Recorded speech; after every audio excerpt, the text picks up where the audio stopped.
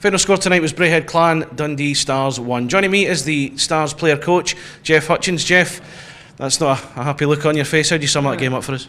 I mean, I think it was a tale of two halves. I think first period, I think we carried the play.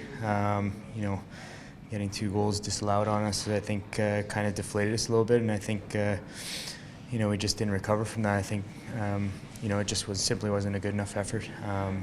It's probably the worst effort that we've given all year long. Your goalie again performed minor miracles in goal again. He's been a star player for you this year.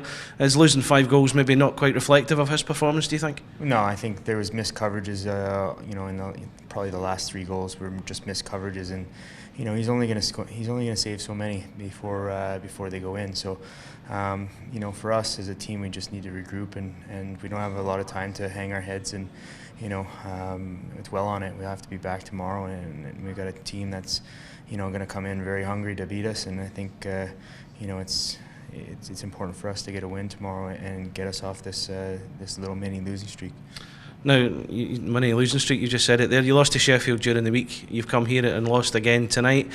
This is when the real test in your team, the character in your team starts, doesn't it? Now that you're in a period of adversity.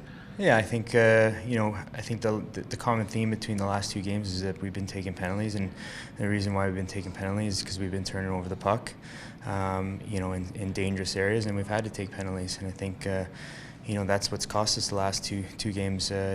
Power play goals and turnovers. And I think again, we weren't doing that in the first 7-8 games. So we got to get back to playing simple hockey and playing it the right way.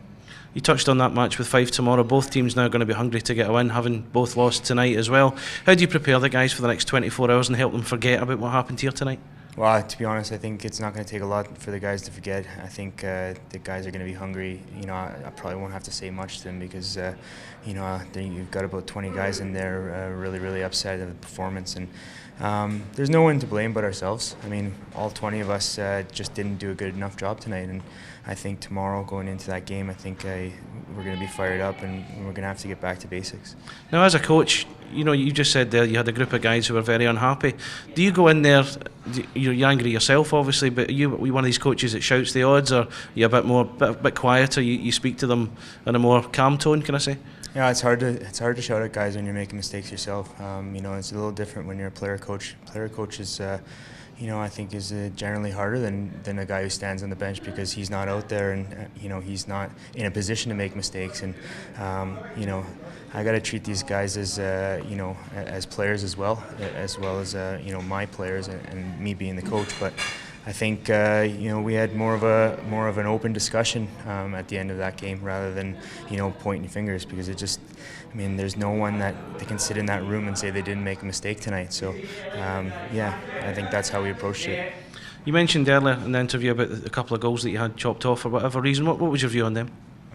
Well, I'll let the video show that. I don't know. I'm pretty sure that the second one was in, because the guy said that it was in. He actually put his hands up because it was over the line. Right. But the first one, I don't know if it was below the bar, but I don't know.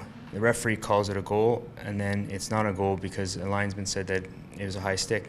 I mean, unless you're 100% sure that it's not a goal, then I don't know if you can make that call. Okay. Well, all the best against Fife tomorrow, Jeff. Thanks for joining us. No problem.